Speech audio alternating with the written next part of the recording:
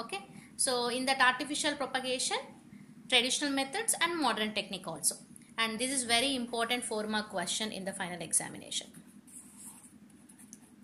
Okay, so many times we seen this question in the government papers. So both natural propagation as well as artificial propagation, both are 4-mark questions only, important 4-mark questions only. Okay, so now we'll move on to the topic, that is artificial vegetative propagation in the plants. First we will see the traditional methods, then we'll see about the modern technique. Okay, there are majorly 3 type of artificial propagation, which is traditional methods ante eppadincho chustunnam manamu. Okay, so in that, cutting, layering and grafting, these 3 are important traditional methods of artificial vegetative propagation. Okay, so cutting means we have to take a part of plant.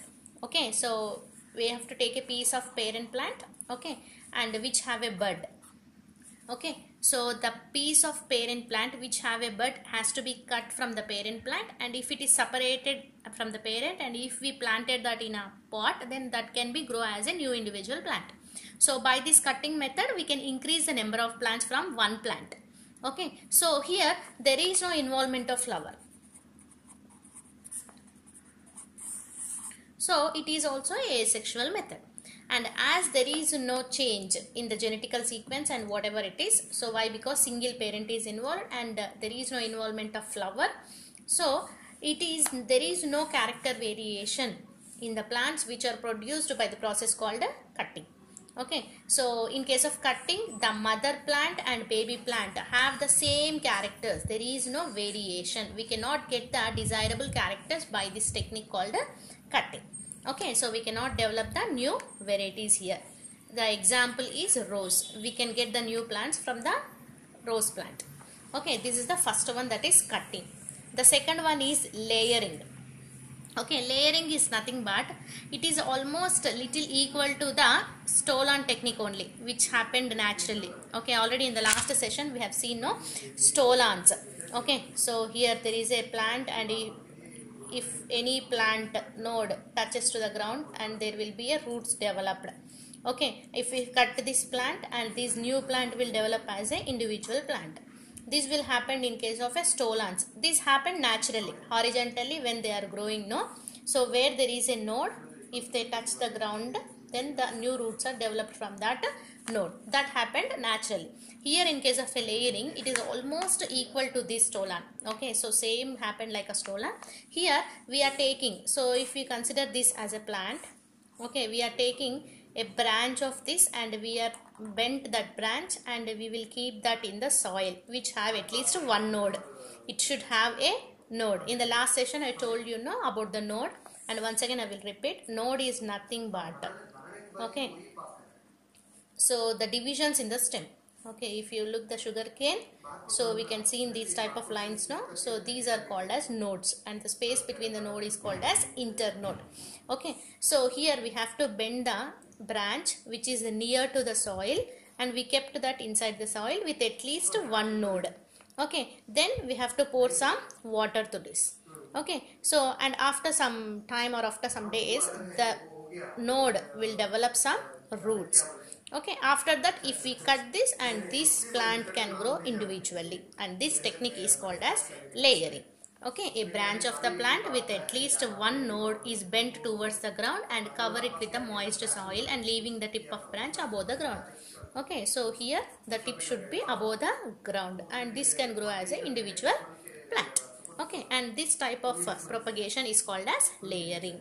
So here also we are bending the plant and there is no involvement of flower, that is why there is no character variation, so we cannot develop the new varieties from the layering technique. From the cutting and from layering, from both techniques we cannot develop the new varieties. And come for the third one, that is grafting. Okay, so it is a little bit different from the first two, cutting and layering. Okay, here in case of a cutting and layering, only one plant is involved, but here in case of grafting, two plants are involved. Okay, so here two plants are joined together to grow as a single plant. Okay, just look at here. So this is a potted plant and one stem. We are taking another stem of another plant. Okay, and we are keeping this here. Okay, and we are binding this with a tape. Okay, so we are joining two plant stems and growing it as a single plant. Okay, so here two stems are joined together and grow as a single plant, and this technique is called as a grafting. Here two plants are involved. Here there is a character variation. Okay, so we can get desirable characters from this technique, and we can develop the new varieties as well. Okay, so here the part of plants, okay, the upper part, okay, is called as scion. Okay, so which is the upper one is called as a scion, and the part of plant which have roots is called as a stalk. Okay, this is also some important MCQ question. Okay, sometimes we can expect the MCQ question from this grafting. Okay, so here two plants are joined together and grow as a single plant, that is called as a grafting. Here the lower plant is called as stalk and upper plant is called as a scion, and from this we can get the desirable characters in the new plant. Why? Because two plant characters can reflect in a new plant, and so we can develop new varieties by this technique. So here these three are important artificial propagation, which is a traditional methods. Okay, so here cutting, layering and grafting. So it's an important 4-mark question. Okay, so in this, by which technique we can develop the new varieties, that is a single individual 1-mark question. So by the grafting we can develop the new varieties. Okay, and example for this is layering Nerium, and for the grafting mango. Okay, this is traditional methods of artificial propagation. Now the modern technique of artificial propagation is tissue culture, which is also called as a micro propagation. So this tissue culture technique also called as micro propagation. Here a piece of leaves or stem or roots can often be used to generate a new plant, and that technique is called as tissue culture. Okay, one thing we have to remember about the tissue culture is totipotency. It is an important word. We have to understand about this before going to see about the tissue culture.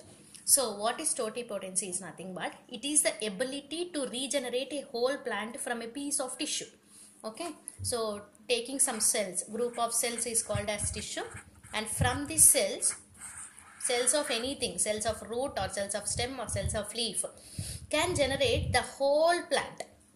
So the whole plant means generating roots, generating shoots and leaves, okay, and develop into a new individual plant.